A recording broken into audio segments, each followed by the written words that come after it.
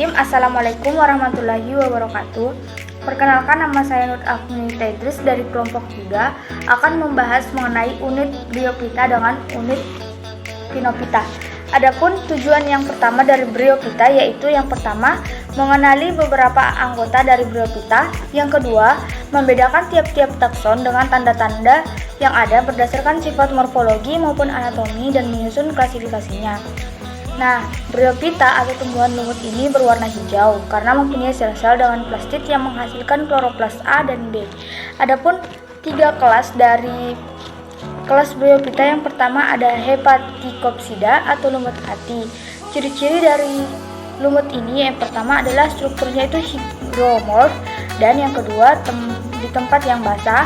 Ketiga, terdapat alat penyimpan air sehingga dalam keadaan kekeringan tidak mengakibatkan lumut mati. Kedua, ada kelas Anthoceropsida atau lumut tanduk. Ciri-cirinya yang pertama, lumut ini biasa melekat di atas tanah dengan perantara rizoidnya. Kedua, punya talus yang sederhana. Ketiga, punya kloroplas pada setiap selnya. Adapun kelas yang ketiga yaitu Bryopsida atau lumut sejati. Lumut ini memiliki akar yang berupa rizoid. Yang kedua, tidak mempunyai sel atau jaringan. Ketiga, memiliki kutikula dan stomata. Nah, pada Bryophyta ini ada siklus reproduksi yang dimakan seksual dengan aseksual. Nah, pada siklus aseksual ini dilakukan dengan pembentukan spora di dalam sporanium, sedangkan seksual dilakukan dengan fertilisasi antara ovum dan spermatozoid yang menghasilkan zigot. Adapun spesies dari Bryophyta yaitu ada di Dichodontium olympicum. Nah, ciri-ciri dari lumut ini yang pertama, akarnya ini berupa rizoid, tidak mempunyai sel maupun jaringan. Terus batangnya ini tegak, tidak bercabang dan berdaun kecil. Kemudian memiliki kutikula dan stomata. Adapun ciri-ciri dari morfologinya yang saya lihat yaitu berdaun hijau. Kemudian daunnya ini kecil, batangnya tidak terlihat jelas. Kemudian akarnya ini berbentuk rizoid.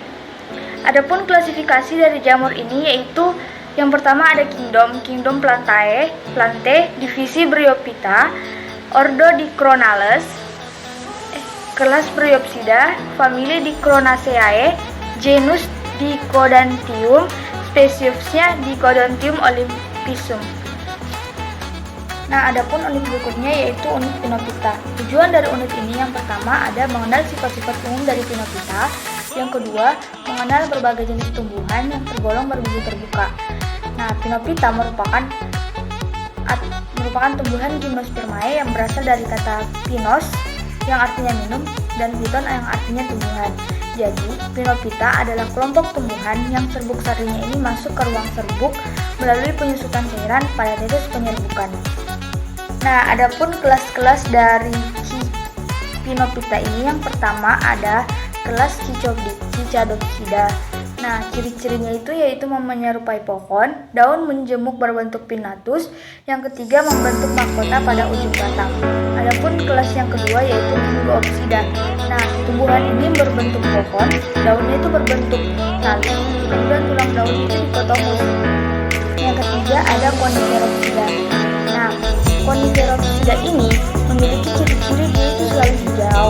Yang kedua bentuk jarum pada daunnya. Yang ketiga itu dia memiliki bentuk seperti pohon atau semak. Yang keempat itu ada kelas Genetopsida.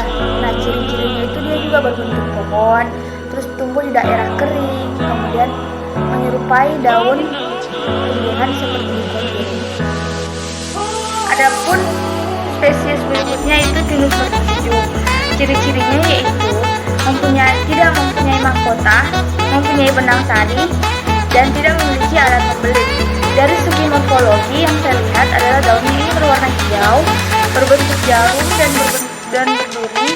Pada pangkalnya ini tidak berpelepah, batangnya bercabang dan memiliki akar tunggal. Adapun klasifikasi dari Pinus ini yang pertama adalah termasuk Kingdom Plantae, divisi Coniferophyta,